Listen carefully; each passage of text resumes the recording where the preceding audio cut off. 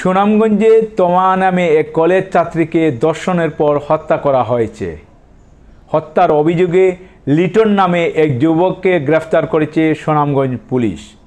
ঘটনাটি ঘটেছে 29 এপ্রিল সোমবার রাতে এবং 30 এপ্রিল তথ্য প্রযুক্তির সহায়তায় লিটন নামে এই যুবককে গ্রেফতার করেছে সুনামগঞ্জ পুলিশ। গ্রেফতারকৃত লিটন আহমদ সুনামগঞ্জ সদর থানার বল্লভপুর গ্রামের খলিল আহমদের ছেলে। নিহত কলেজ ছাত্রী তমা আক্তার দোয়ারাবাজার উপজেলার পান্ডারগাঁও গ্রামের ফরিদ আহমদের মেয়ে। নিহতের লাশ ময়নাতদন্তের জন্য সুনামগঞ্জ সদর হাসপাতালে পাঠানো হয়েছে। পুলিশ ও নিহতের পরিবারের লোকজন জানান, সোমবার সন্ধ্যার পর পান্ডারগাঁও গ্রামে বিদ্যুৎ ছিল না। ফরিদ আহমদের স্ত্রী বাড়িতে ছিলেন না। ফরিদ আহমদ ও তার ছোট ছেলে দোয়ারাবাজারে ছিলেন। এই সুযোগে লিটন বাড়িতে ঢুকে তমাকে ধর্ষণ করে শ্বাসরুদ্ধ করে হত্যা করে। রাতে 8:30টার দিকেই তমার ছোট ভাই বাড়িতে এসে দরজা লাগানো দেখে ডাকাডাকি করে টিনের বেড়ার ছিদ্র দিয়ে তার বোনের লাশ দেখতে পায়। পরে পুলিশকে খবর দেওয়া হয়।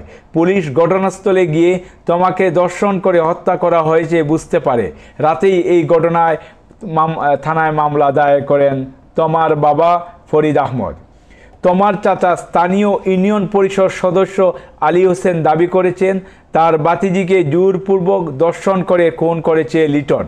এদিকে এই বিষয়ে মঙ্গলবার 30 এপ্রিল দুপুর 2টায় জেলা পুলিশ সুপার কার্যালয়ে সাংবাদিক সম্মেলনে পুলিশ সুপার মিডিয়া রাজন কুমার দাস বলেন, তমার নাকে মুখে রক্ত ছিল, পায়জামা খোলা ছিল, মরদেহের খাটের খুঁটির এমনভাবে রশি দিয়ে ঝোলানো ছিল যে এভাবে কেউ ফাঁস লাগতে পারে না। পুলিশের সন্দেহ হয় যে তাকে ধর্ষণ করে হত্যা করা হয়েছে। রাতেই মামলা নেওয়া হয়। প্রযুক্তির সহায়তায় মঙ্গলবার সকালেই আসামি লিটনকে পাশের 2 কিলোমিটার দূরের 10 নলি মুকাম এলাকা থেকে গ্রেফতার করা হয়। আব্দুল মুহিত দিদার, সিলেট এক্সপ্রেস।